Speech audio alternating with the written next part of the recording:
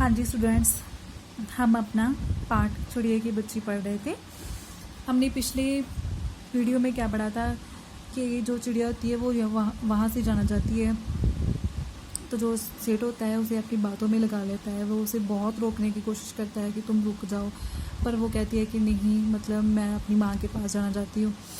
तो जो सेठ होता है वो उसे कहता है कि चलो तुम चले जाना, अपनी माँ के पास चले जाना, पर लेकिन तुम यहाँ पर रो जाना। इतना ही कहते हुए फिर वो एक बटन दबाता है। जब वो बटन दबाता है फिर वहाँ कोठी के अंदर से एक आवाज़ आती है, तो वहाँ से एक दास भागकर बाहर आता है। वो जो सेठ होता है वो उसे अपनी बातों में लगा कर रखता है। तो फिर जब वो उसे अपनी बातों में लगा कर रखता है तो वो दास को इशारा करता है कि इसे पकड़ना है। तो फिर वो उसे फिर उस बात अपनी बातों में लगाता है। तो फिर उसे कुछ पूछने लगता है कि तुम्हारे भाई बहन है, ऐसी बातें करने लगता है। तो इतना हमने अपनी पिछली वीडियो में पढ़ा था। आज हम पढ़ेंगे चिड़िया। दो बहन एक भाई, पर मुझे देर हो रही है। तो फिर वो चिड़िया होती है, फिर वो क्या कहती है कि मेरे दो बहन हैं और एक भाई है, पर मुझे देर हो रही है। हाँ हाँ जाना, अभी तो उजाला उजाला है। दो बहन एक भाई है, बड़ी अच्छी बात है। मतलब जो पूछता हुआ थे, फिर जब वो पूछता है तो तब वो बताती है कि मेरे तो दो बहन है एक भाई है, पर मुझे देर हो रही है। तो फिर वो क्या कहता है, हाँ हाँ तुम अभी चले जाना, अभी तो वैसे उजाला है। बड़ी अच्छी बात है, तुम्हारे दो बहन एक भाई है। पर चिड़िया के मन में के भीतर जाने क्यों चैन नहीं था। वह चौकन्नी हो चारों ओर देखती थी। उसने कहा, सेठ मुझे देर हो रही है। तो क्या हुआ कि जो चिड़िया थी उसके मन को चैन नहीं आ रहा था। उसे मतलब लग रहा था कि जैसे कुछ गड़बड़ है। तो वो क्या है, एक्टिव होकर चारों तरफ देख रही थी, बट वो साथ ही साथ में ये भी बोल रही थी कि मुझे देर हो रही है। सेठ ने कहा, देर अभी कहाँ, अभी उजाला है।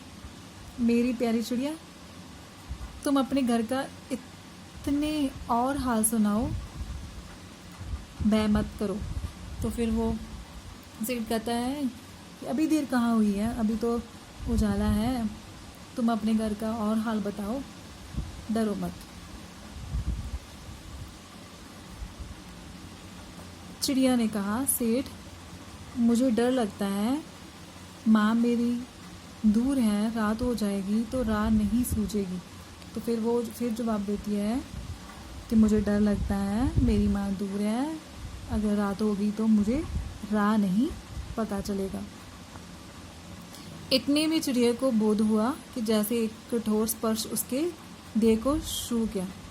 वह चीख देकर चिंचाई और एकदम उड़ी। नौकर के फैले हुए पंजे में वह आकर भी ना आ सकी। तब वह उड़ती हुई एक सांस में माँ के पास गई और माँ की गोद में गिरकर सूखने लगी। ओ माँ, ओ माँ। कहते हैं कि जब वो कहता है कि तुम अभी रुक जाओ, तो वो कहती है कि नहीं नहीं, मुझे तो देर हो जाएगी। तो फिर ऐसा हुआ कि उसे, जो चिड़िया थे, उसे ऐसा ज्ञान हुआ कि जैसे कोई मतलब कोई कठोर जी चीज़ है वो मुझे क्या है, छू रही है।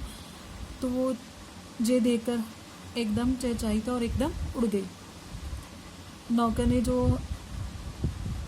जो जाल फैलाया था ना, उस जाल में वो आ ना सकी। वो उड़ती गई और एक सांस में अपनी माँ के पास पहुँच गई और माँ की गोद में सिर रखकर सूखने लगी। ओ माँ, ओ माँ। माँ ने बच्ची को छाती से चिपटाकर पूछा, क्या है मेरी बच्ची, क्या है। तो फिर जब वो अपनी माँ की गोदी में सिर रखकर ऐसे करने लगी, तो फिर वो उसकी माँ पूछने लगी कि क्या है मेरी बच्ची, क्या बात है।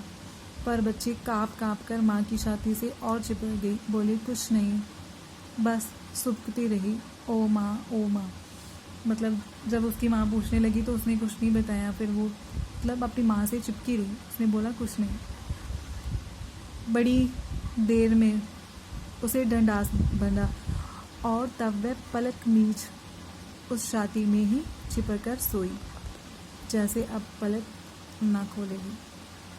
मतलब काफ़ी टाइम बाद उसे थोड़ा सा चैन आया। तो वो पलक मीच कर अपनी माँ की छाती के साथ ही चिपक कर सो गई। ऐसा लगा कि जैसे वो अब पलक नहीं खोलेगी। ठीक है बच्चों, तो आज हमारा जो जी पाठ था वो ख़त्म हो गया है, उम्मीद कंप्लीट हो गया है। आज हमने इसे पूरा पढ़ लिया है। उम्मीद है आप सबको समझ में आ गया होगा। आज के लिए बस इतना ही। धन्यवाद।